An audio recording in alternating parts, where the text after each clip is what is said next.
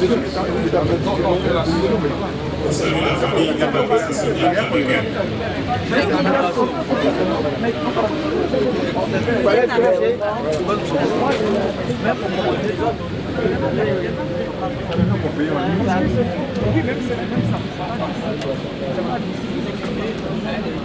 Il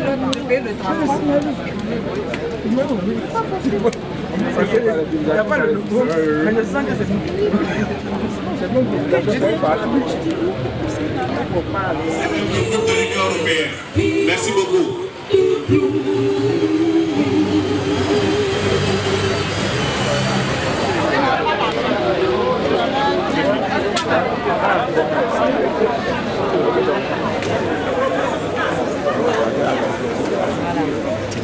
Oui, donc voilà, moi c'est l'ambassadeur de l'Union européenne. Je suis ici avec tous mes collègues des États membres. Il y a la France, la Belgique, les Pays-Bas, le Portugal, l'Espagne et l'Allemagne. Nous sommes tous ici venus donc porter appui et support à la famille biologique évidemment, mais aussi la famille politique dans ce moment de deuil national. Donc voilà, l'Union européenne et tous ses États membres, nous sommes là aux côtés aussi du peuple ivoirien qui commémore la mémoire donc, du président Henri Konan Bédié. C'est évidemment un homme qui a fait l'histoire de la Côte d'Ivoire, qui était président du parti pendant 30 ans. Donc c'était une très grande partie évidemment de la vie du parti. Et voilà, donc nous espérons aussi qu'en allant vers le futur, la cohésion nationale aussi que ce moment amène va être maintenue dans les mois à venir et jusque évidemment aux élections de 2025. Donc Francisca Di Mauro, je suis l'ambassadeur de l'Union européenne ici en Côte d'Ivoire.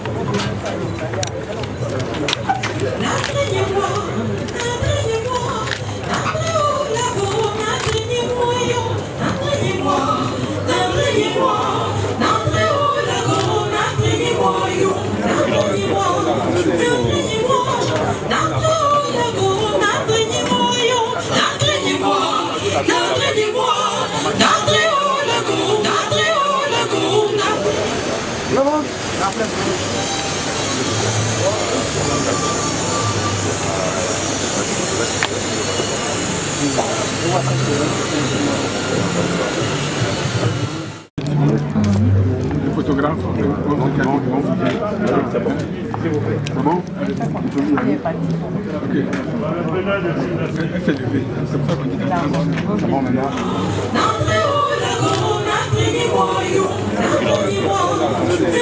De la Fédération des petites et moyennes entreprises.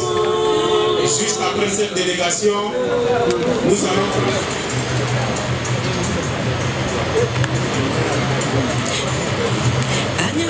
Délégation conduite par le Premier ministre Afin Guessan.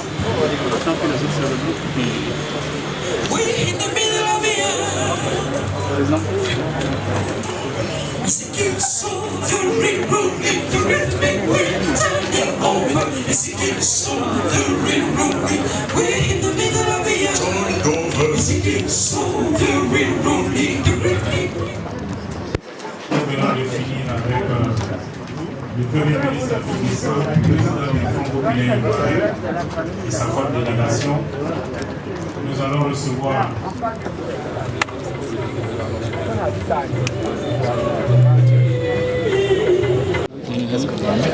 Évidemment, comme vous le savez, le président Bédié nous a quittés.